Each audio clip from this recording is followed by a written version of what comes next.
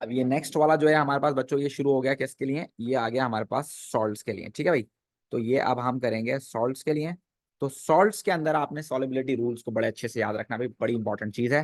तो वो कहता है how many of these salts are soluble in water. तो भाई इनमें से सॉल्युबल कौन कौन से हैं, इनमें से soluble we know this, all the nitrates are soluble and all the ammonium salts are soluble. ये बात तो आपको क्लियर होनी चाहिए कि नाइट्रेट और अमोनियम सारे सॉल्युबल होते हैं, जबकि क्लोराइड में सिल्वर और लेड इनसॉल्युबल है, और लेड सारे ही कार्बोनेट इनसॉल्युबल है सिवाय सोडियम एंड पोटेशियम के। तो only two salts are there जो कि पानी में सॉल्युबल नजर इस वक्त हमें आ रहे हैं। Then they are saying to which substance is dilute sulphuric acid is added to prepare lead sulphate. अब आपको पता होना चाहिए कि लेड सल्फेट एक इनसॉल्युबल सॉल्ट है, और इनसॉल्युबल सॉल्ट बनता है प्रेसिपिटेशन से। प्रेसिपिटेशन का मतलब होता है mixing of two soluble salt, mixing of two soluble salts. तो भाई एक सॉल्ट उसने दे दिया सल्फ्यूरिक एसिड, यानी उसके अंदर सल्फेट तो आ गया मेरे पास। अब मुझे चाहिए लेड वाला सॉल्युबल सॉल्ट जिसके अंदर लेड मौजूद हो। तो लेड का soluble salt is the only soluble salt is lead nitrate. So the right answer for this MCQ would be A, the only soluble salt of lead is lead nitrate. ठीक है भाई, तो clear होनी चाहिए हम कर क्या रहे हैं, किसके लिए कर रहे हैं। Then they are asking for which substance would not be used for preparing pure crystalline magnesium sulfate by reacting with dilute sulfuric acid. So again, magnesium sulfate, magnesium sulphate आपके पास सॉल्ट है विच इज सॉल्युबल सॉल्ट। ठीक है ना भाई, soluble salt जब भी बनते हैं वो बनते हैं मिक्सिंग से या तो टाइट्रेशन से, मिक्सिंग से या तो टाइट्रेशन, और टाइट्रेशन यूज होती है सोडियम पोटेशियम या अमोनियम के सॉल्ट के लिए। मिक्सिंग ही यूज होगा इसके लिए। फिर क्या यूज होगा भाई, इसके लिए मिक्सिंग यूज होगा। और मिक्सिंग में क्या होता है भाई, एसिड की प्रॉपर्टीज यूज होती हैं। एसिड प्लस इनसॉल्युबल बेस आप यूज कर सकते हैं या मेटल यूज कर सकते हैं। तो इसमें नाइट्रेट का कोई रिएक्शन नहीं होता, ये आपने याद रखना है। ये मैं अभी आपको पहले भी बता चुका हूं पिछली क्लास में कि बेटे एसिड का रिएक्शन मेटल नाइट्रेट से नहीं होता है। And you need to keep remember कि हमेशा सॉल्युबल सॉल्ट एसिड की प्रॉपर्टीज से बनेंगे।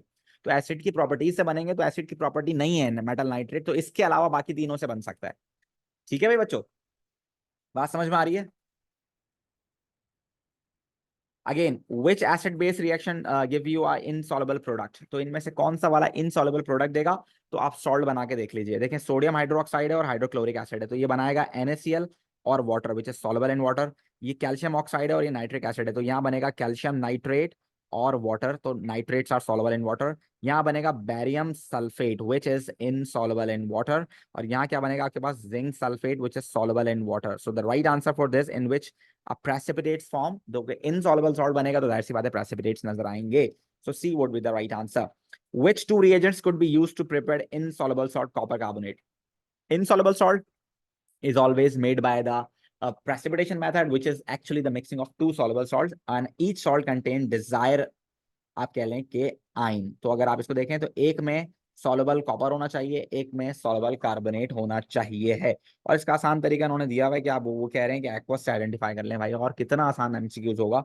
जिसमें एक्वस लिखा है वो दोनों सॉल्युबल है, इसमें तो उन्होंने सोचने की भी हमें मोहलत नहीं दी कि आप सॉलिड लिक्विड गैस या सॉलिबिलिटी को सोचें, सामने ही लिख के दे दिया बेचारों ने। और क्या करेंगे वो हमारे साथ, इतना आसान सवाल। अब एक और सवाल बड़े मजे का, इसमें भी आपको ये पता होना चाहिए, सॉलिबिलिटी रूल आपको अच्छे से याद होना चाहिए। 4 test tubes are set up as shown, silver nitrate, copper nitrate, lead nitrate, sodium nitrate. They are all soluble because they all are nitrate. They are adding hydrochloric acid on this. They are asking कि किस में precipitates बनेंगे किस में नहीं बनेंगे। भाई इसमें HCl डालूंगा तो सिल्वर क्लोराइड इनसॉल्युबल है, प्रेसिपिटेट्स बनेंगे। इसमें HCl डालूंगा तो कॉपर क्लोराइड इन ये सॉल्युबल है तो प्रेसिपिटेट्स नहीं बनेंगे। इसमें डालूंगा HCl तो लेड क्लोराइड इनसॉल्युबल है, इसमें प्रेसिपिटेट्स बनेंगे। इसमें मैं डालूंगा HCl तो इसमें बनेगा सोडियम क्लोराइड जिसके प्रेसिपिटेट्स नहीं बनेंगे। तो बच्चों इसका मतलब ये हुआ कि AgCl में बनेंगे, इसमें नहीं बनेंगे, इसमें बनेंगे, इसमें नहीं बनेंगे, तो B would be the right answer. आपको सिर्फ सॉलिबिलिटी ऑफ क्लोराइड पता होनी चाहिए इसके लिए, that all the chlorides are soluble except silver and lead. कितना आसान सवाल।